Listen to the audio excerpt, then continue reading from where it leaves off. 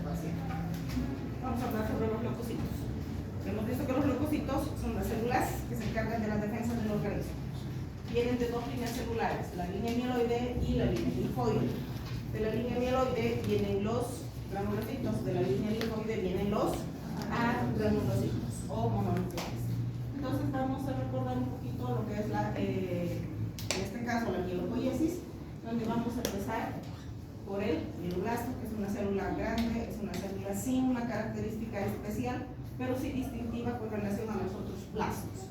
Tiene más de 2 nucleolos, es una célula que tiene una relación núcleo-citoplasma de 9 a 1 y que a partir de esta célula ya no hay marcha atrás. Esta solamente va a terminar de diferenciarse para llegar a convertirse en una célula madura que se pone en sangre periférica. La primera diferenciación es el promielocito. El promielocito ya está comenzando a cambiar de características y la relación núcleo-citoplasma es mucho más importante, es 7 a 3 más o menos, y acá ya va a comenzar a condensarse la cromatina para hacer los cambios morfológicos necesarios para comenzar a formar los gránulos. Aquí está comenzando a formar gránulos. Si fijan en el mieloblasto no hay gránulos. Aquí el citoplasma ya está comenzando a formar los gránulos densos, que se llaman, que son los que van a contener las asas, las enzimas, peroxidasas, catalasas y todas las enzimas que son digestivas para su funcionamiento. Esta se va a diferenciar a mielocito, donde nosotros ya vamos a ver una muesca en el núcleo, que eso es lo que la va a caracterizar más adelante. Ya los gránulos están terminando de formarse, ya los gránulos están comenzando a especializarse, porque ya cada tipo de gránulo tiene una enzima específica. Luego este se va a diferenciar a metamielocito. El metamielocito, si ustedes se fijan, ya es un núcleo en forma de riñón, y a partir de acá todo lo de arriba es la misma célula para las 3 líneas celulares, eosinófilos, neutrófilos y basófilos. A partir del metamielocito, que va a comenzar ya el proceso de maduración, va a valga la redundancia, madurar directamente la célula por necesidad. Si hay un proceso infeccioso bacteriano, pues será un neutrófilo. Si es un proceso parasitario de hipersensibilidad, será el eosinófilo. Entonces eso va a ir de acuerdo al requerimiento del paciente o de la persona. Entonces, a partir del metamielocito ya comienza el proceso de maduración. Termina cuando ya pasa a sangre periférica como neutrófilo maduro, pero a partir del metamielocito sí ya vamos a tener la célula más inmadura, en este caso ya una banda. La banda puede ser el eosinófilo, neutrófilo, basófilo, pero la banda es de acuerdo al requerimiento de la célula madura. Y finalmente, mis bandas, algunos laboratorios, hay que tener mucho cuidado con esto, algunos laboratorios, principalmente los que hacen marcadores tumorales, tienen reactivos mucho más finos. Entonces, estos laboratorios sí marcan presencia de bandas como normales en sangre periférica, pero esos son laboratorios de alta especialidad. La mayoría de los laboratorios comunes y corrientes que nosotros tenemos no marcan bandas o callados dentro del flujo de sangre periférica. Entonces hay que tener mucho cuidado. Y finalmente estos callados van a pasar ya como células maduras a sangre periférica. Entonces acá tenemos el proceso de hematopoiesis, en este caso de granulopoiesis. Aquí tenemos al mieloblasto. Entonces ustedes fíjense, el mieloblasto tiene varios nucleolos. Este va a diferenciarse a promielocito y a metamielocito. Hasta aquí, para todos es la misma célula.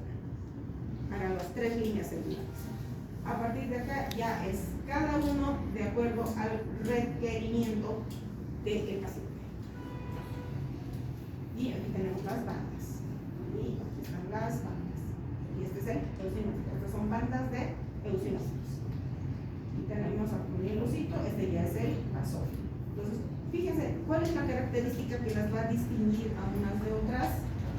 Van a ser sus gránulos y el color de su citoplasma. ¿Por qué se llaman neutrófilos porque no chupan ninguno de los tintes, ni básico ni ácido. Entonces su citoplasma es transparente y tiene muchos gránulos que tienen peroxidases.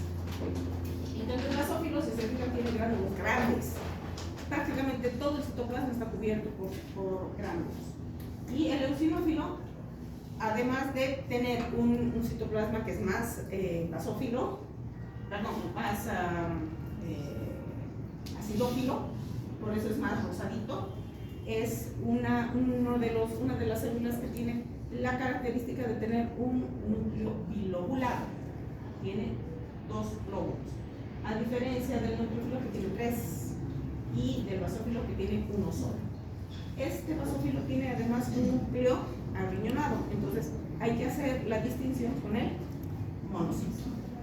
Entonces aquí está la banda, esta es una banda de improbable neutrófilo, esta es la banda de improbable eosinófilo. Aquí están los basófilos, lo que les decía, ni siquiera se nota bien el basófilo, porque el núcleo del basófilo, porque está cubierto en su integridad por gránulos que son bastante grandes. Y aquí tenemos la formación de los monocitos, perdón, claro, los monocitos,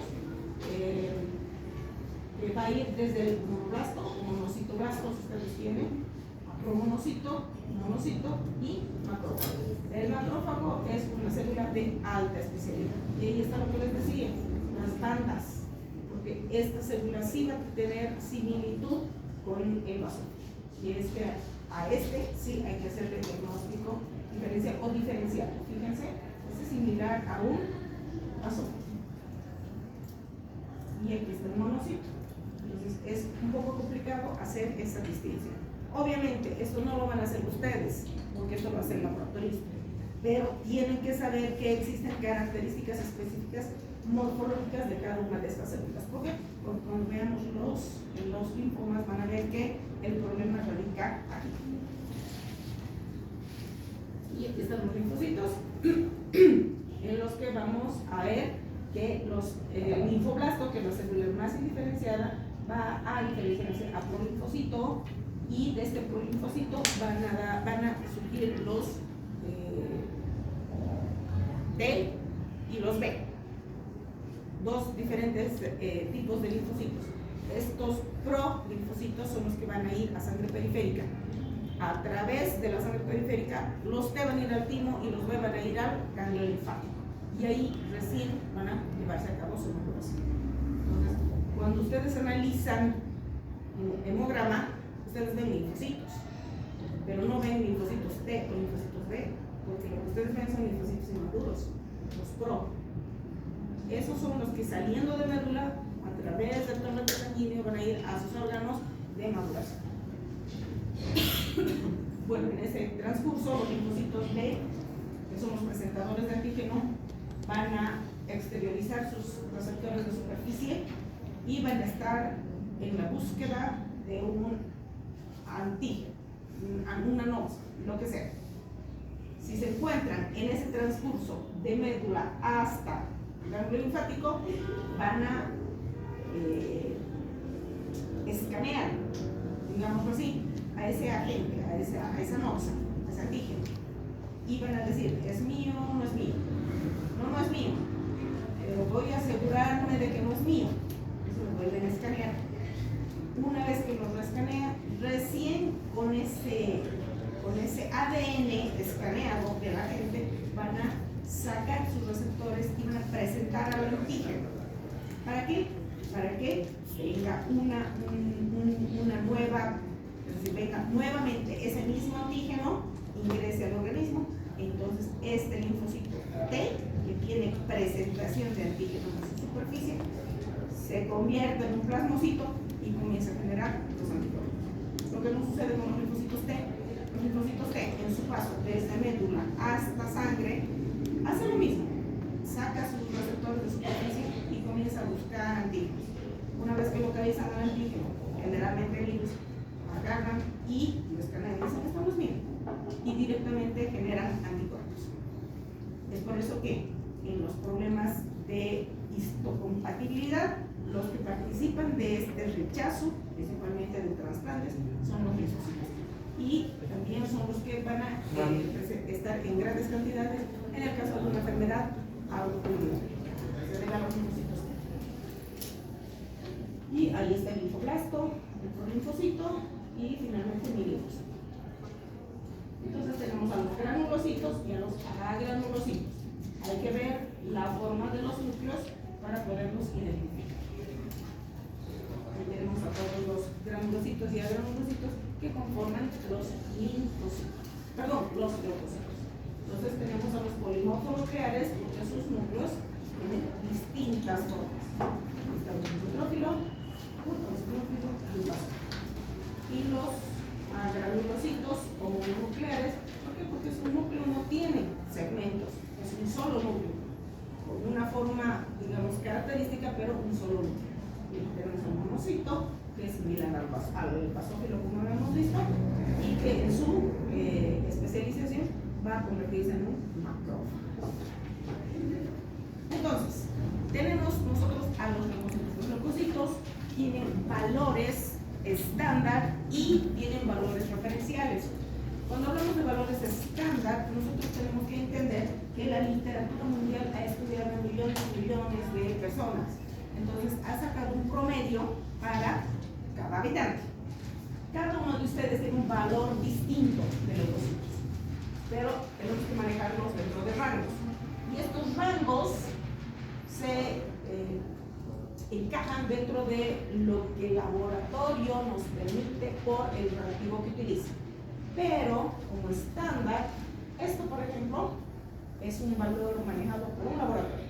Laboratorios que nosotros manejamos aquí en el hospital, por ejemplo, es de 5 a 10. O sea, de 5.000 a 10.000.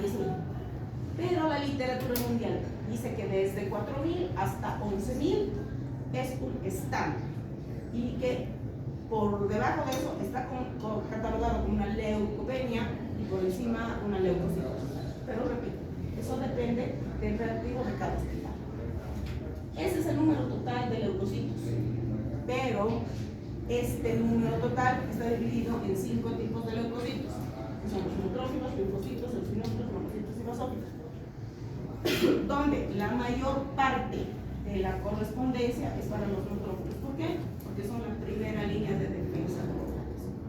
Ustedes van a manejar tablas, no van a manejar números absolutos. Nosotros en oncología manejamos esto. ¿Por qué? Porque nosotros tenemos que basarnos en esto para seguir dando al paciente tratamiento oncológico. Pero ustedes tienen que manejar bajo estos porcentajes. Entonces, los neutrófilos son los que ocupan el mayor porcentaje de los leucocitos, que es hasta 70%. Otra vez nos vamos a guiar por lo que dice cada laboratorio. Cada laboratorio tiene sus valores de referencia. Luego tenemos en siguiente por número, no por importancia, a los linfocitos, que corresponden hasta aproximadamente el 45%. El siguiente son los monocitos, que es hasta el 10%. Luego están los eosinófilos hasta el 5%, finalmente los basófilos, que es hasta el 1, incluso hasta 2%. Cuando este número de leucocitos aumenta, lo primero que yo tengo que analizar son los neutrófilos, porque es mi primera línea de defensa. Mi segundo análisis está en los linfocitos. Y ya con eso tengo gran parte de mi diagnóstico. Ya después voy a analizar cada uno de los diferenciales en forma independiente. ¿Cuáles son las causas de una leucocitosis que no tiene importancia patológica o repercusión patológica? Las fisiológicas: el embarazo, primera infancia, esfuerzo y calor, principalmente el golpe de calor. Entonces, cuando nosotros estamos frente a un paciente en gestación, no podemos decir que tiene una leucocitosis. ¿Por qué? Porque ese nuevo ser que se está gestando está generando gran cantidad de leucocitos. ¿Por qué? Porque el cuerpo está tratando de defenderse de eso que no le corresponde, que no es suyo. Entonces, si concluimos, podemos decir que el embarazo no es fisiológico, es patológico. Pero bueno, la primera infancia, por obvias razones, esa persona está en constante multiplicación celular para su crecimiento.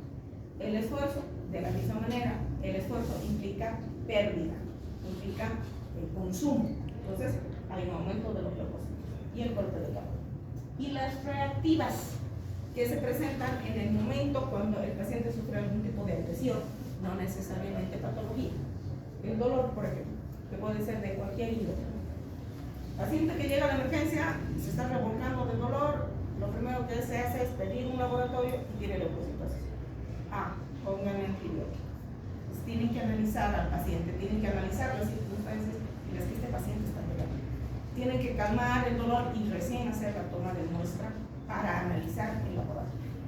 El estrés es otra condicionante que va a producir una leucocitosis reactiva, pero eso es por redistribución de los leucocitos. Una cosa hemorragia importante, quemaduras, necrosis y principalmente en los pacientes con politraumatismo. Ya las causas patológicas las conocen todos ustedes, las infecciosas de toda índole. Virales, bacterianas, parasitarias, corriquenses, todos los infecciosos conocen.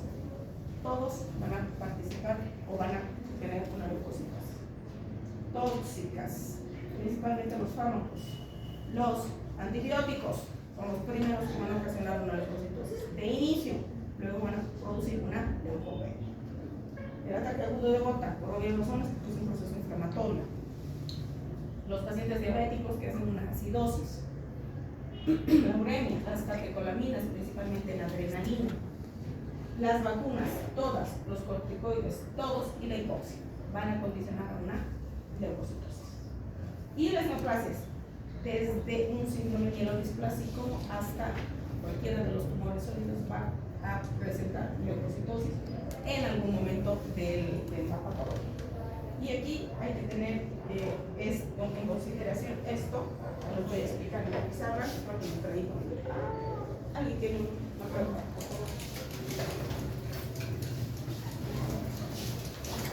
Tienen que tener mucho cuidado en el momento de hacer la valoración de un paciente. Gracias.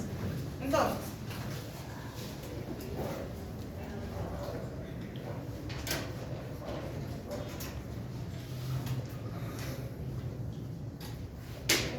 cuando yo analizo un laboratorio, digo leucocitos, tengo un rango de referencia de 5 a 10 mil. Entonces, cuando tengo un aumento de mis leucocitos,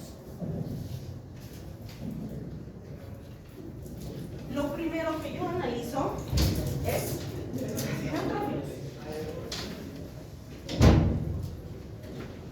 Mis neutrófilos llegan hasta el 70%.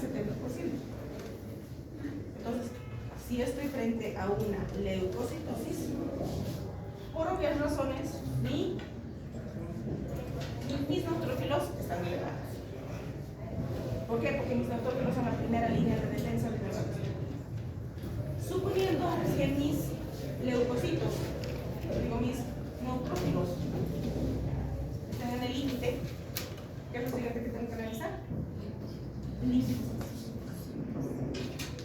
Mis linfocitos es hasta el 45, no hasta el 60%, algunos, pero yo lo considero 45%, porque más allá ya significa patología. Entonces, tengo 55%.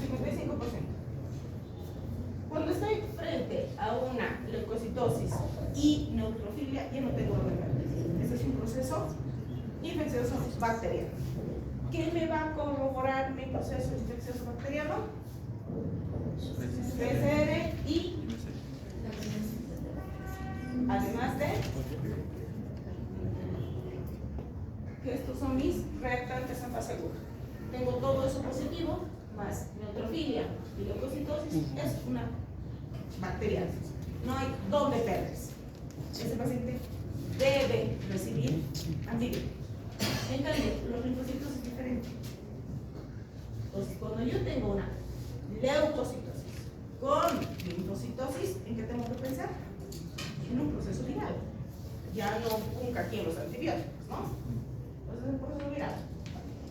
Es por eso que cuando nosotros no conocíamos COVID, no sabíamos nada del COVID, nosotros analizábamos esta situación para ver si el paciente estaba en fase COVID o estaba en fase de recuperación.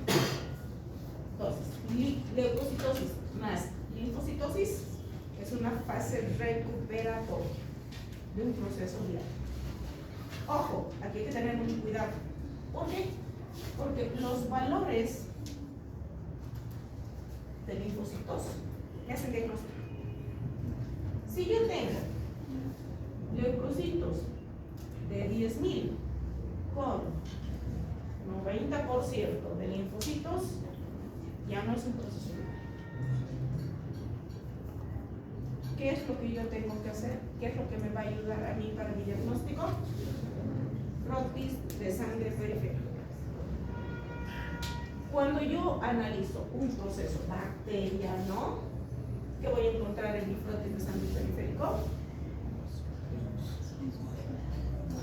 Bandas o callos. Bandas o pegados más una neutrofilia más una leucocitosis. Eso es bacteria en impresión o de nuestro laboratorio. Pero esto, ¿qué me muestra qué? Sepsis.